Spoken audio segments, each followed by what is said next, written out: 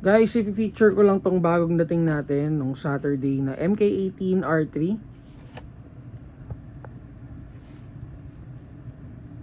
Ayan, sobrang busy kasi natin, hindi tayo makapag-video ng maayos. Pero ngayon guys, feature natin to. So dalawang kulay siya. Itong two-tone, and then itong color black na solid. So licensed product siya. Ayan, makikita niyo yung mga markings niya kompleto.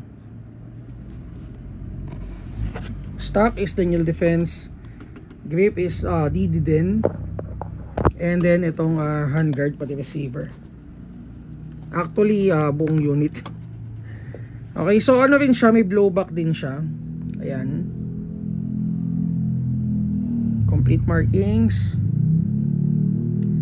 Yung front assembly niya is 9.5 inches. Dito rin sa bandang baba may markings din. Ayan, EMG markings dito.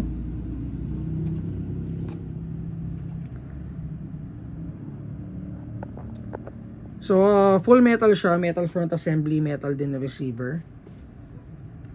And then kasama dun sa box is magazine na, teka, hindi ka pa mahulog. Magazine na 140 rounds, mid cap.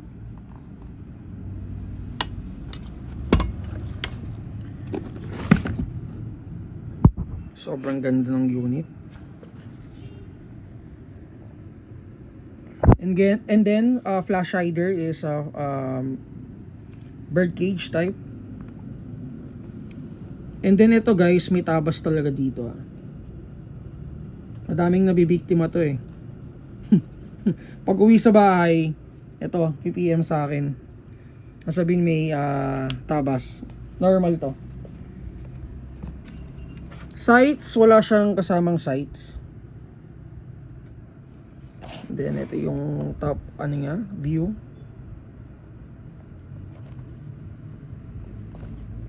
Charging handle is metal.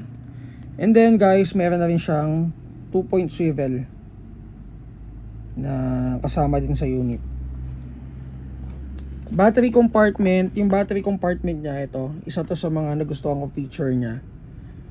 So you don't need to tanggalin tong mismong stock para ma-access yung battery compartment.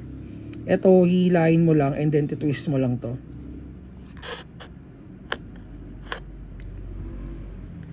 So ano pa ba? So for the internal parts, ang internal parts ito, check, basahin ko na lang. So naka SSS 3 e-trigger system. So naka smart trigger and pre-cocking function na siya. So for the parts, cylinder head, piston head at saka air seal nozzle is naka master modes na. Naka master modes na rin yung half tensioner niya. And then ayun, nakabanggit ko na kanina na naka EBB system na siya, or meron siyang blowback function. So yung trigger niya is naka short stroke, which is mamaya makikita niyo yung performance or yung trigger response. And then naka QD spring guide na siya.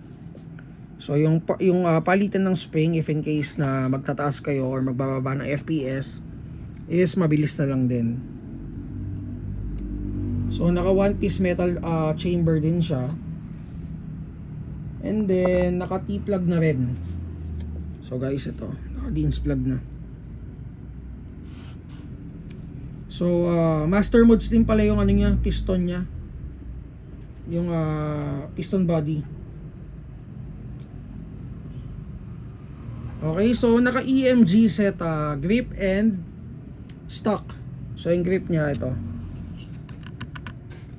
So license na unit DD4 MK18 R3. Okay, so magpapa-video tayo kay Boss Makmak. Ito.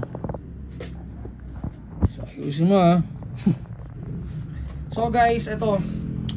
Iti-test natin siya to check kung ilang FPS out of the box.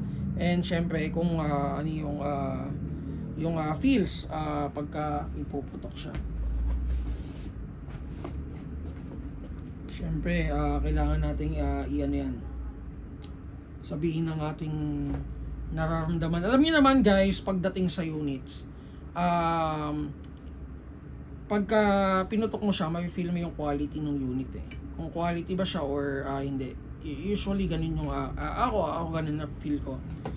And talagang pagputok, mararamdaman mo na agad na, oy, itong unit na to is talagang maganda at saka gusto mo.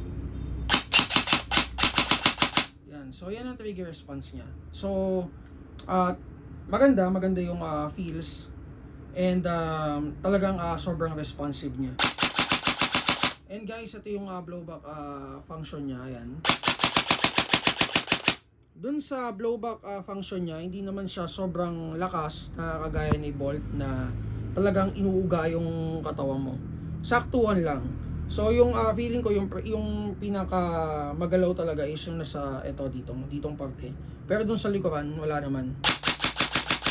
Medyo may nginig lang na konti. Okay, so i-test natin siya to check kung ilang FPS kasi dun sa specs niya walang nakalagay. Sige. Ayan, so FPS out of the box is around 448. So kung may magtatanong sa akin if ever na upgradable ba siya, yes naman, upgradable naman siya. So kung ilang FPS, siguro mga kaya din to na mga around mga 580 to 600 FPS. Auto natin guys to check kung ilang RPS siya.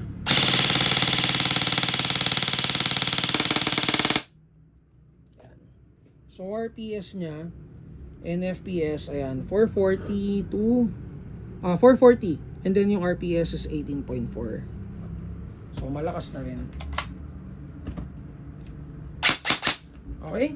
So again, guys, DD4 MK18 R3, check nyo na lang to sa G Drive natin. And kung may mga tanong kayo regarding this unit, PM lang kayo sa page.